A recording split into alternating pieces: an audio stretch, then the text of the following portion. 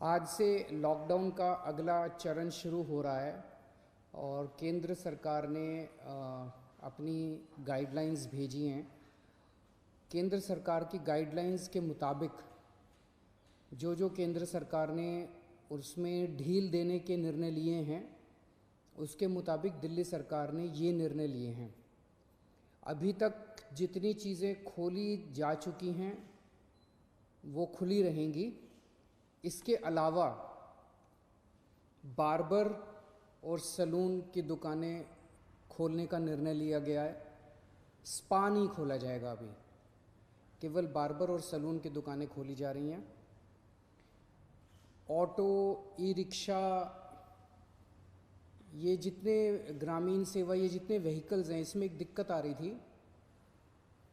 मान लीजिए हमने कहा भाई ऑटो में एक ही सवारी चलेगी एक बार में।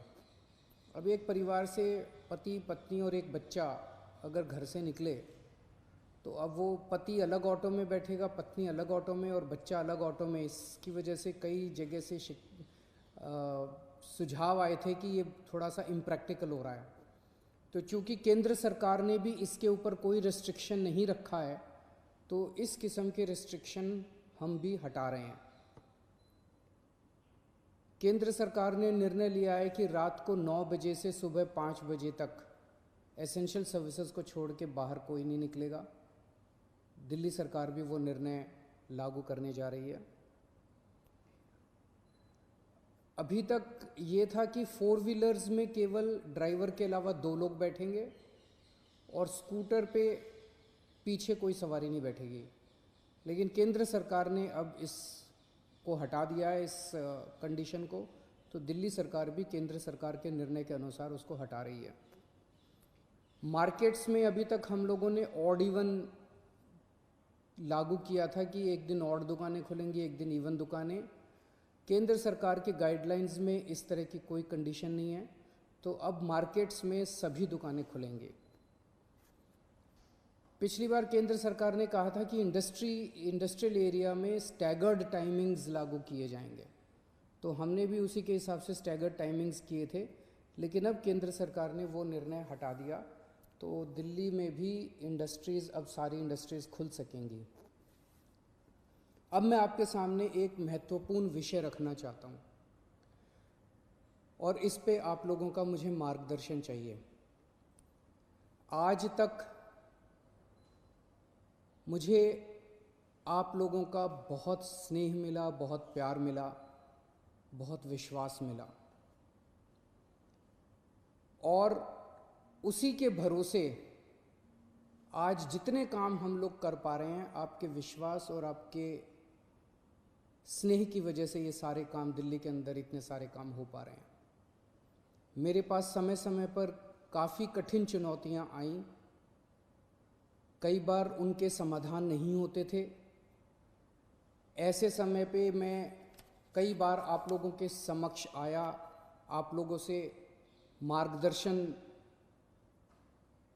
लिया, आप लोगों से सुझाव लिए।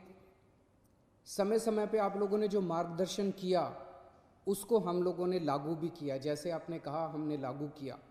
कुछ दिन पहले आप लोगों से सुझाव मांगे थे कि दिल्ली में लॉकडाउन में ढील दी जानी चाहिए कि नहीं दी जानी चाहिए, और भरपूर सुझाव आए। 5 लाख लोगों ने सुझाव दिए।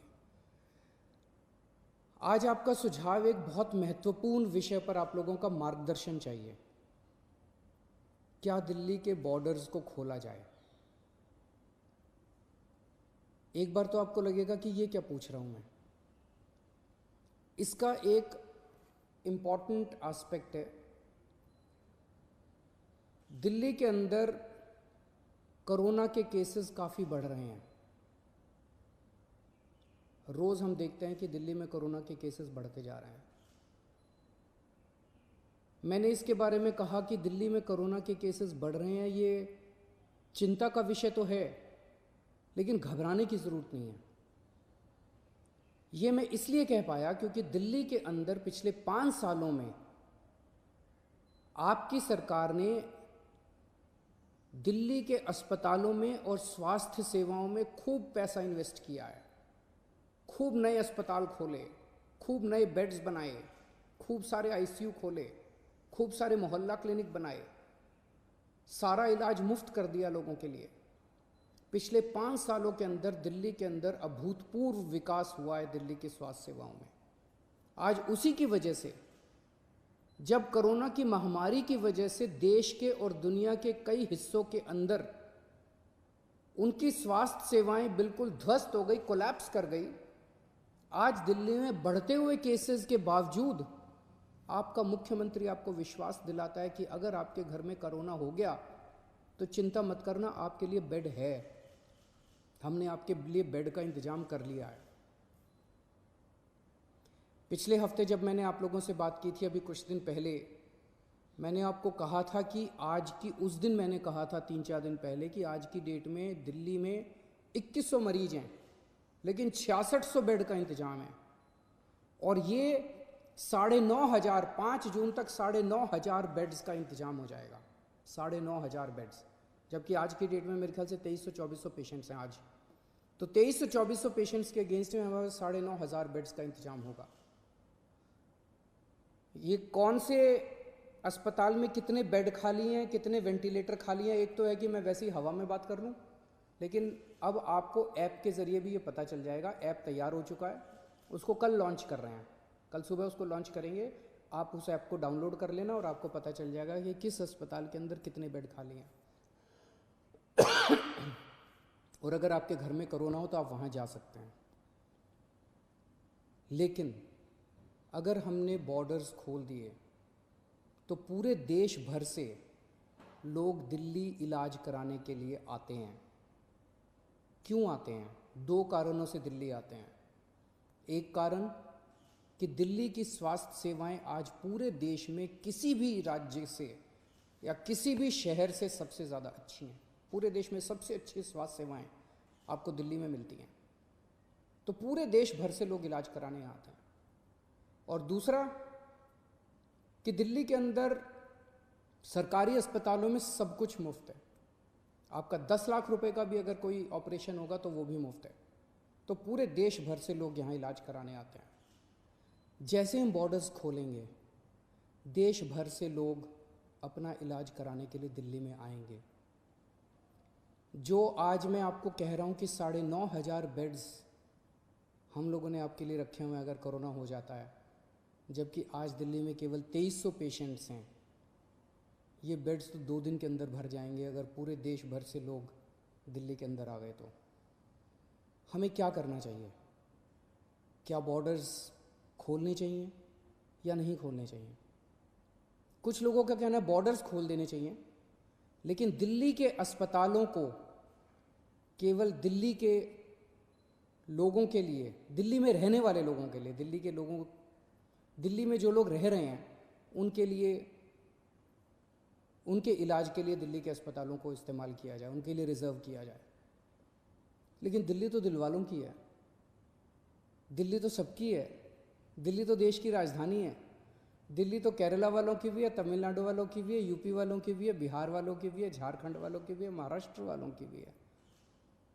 दिल्ली तो आज तक सबका इलाज करती आई है, फिर दिल्ली मना कैसे कर सकती है किसी का इलाज करने के लिए?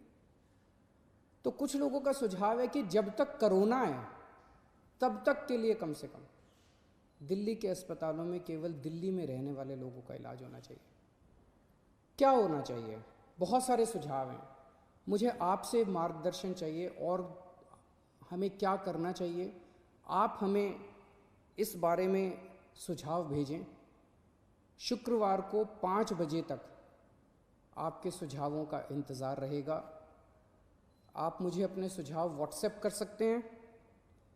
व्हाट्सएप नंबर है 8800007722। व्हाट्सएप नंबर है 8800007722। ईमेल है delhi.cm.suggestions@gmail.com। ईमेल है delhi.cm.suggestions@gmail.com। और अगर आपके पास व्हाट्सएप नहीं है, अगर आपके पास ईमेल नहीं है, तो आप इस नंबर पे फ़ोन कर सकते हैं और अपना सुझाव छोड़ सकते हैं, आपकी आवाज़ रिकॉर्ड हो जाएगी। 1031 डायल कीजिएगा, आप अपने सुझाव छोड़ सकते हैं। फ़िलहाल 1 हफ्ते के लिए हम दिल्ली के बॉर्डर सील कर रहे हैं। एसेंशियल सर्विसेज जारी रहेंगी। सरकारी ऑफिसर्स जो हैं वो आई कार्ड के बेसिस पे आ जा सकेंगे, पास लेकर आया जाया जा सकेगा। तो फ़िलहाल 1 हफ्ते के लिए हम अपने बॉर्डर सील कर रहे हैं। उसके बाद जो सुझाव आएंगे, जो आप मार्गदर्शन करेंगे, जो आप जैसा कहेंगे, सभी के सुझावों के आधार के ऊपर हम एक्सपर्ट से भी बात करेंगे और भी बहुत सारे लोगों से बात करेंगे। उसके आधार पर अगले हफ्ते फिर इसके बारे में एक ठोस निर्णय ले पाएंगे। नमस्कार।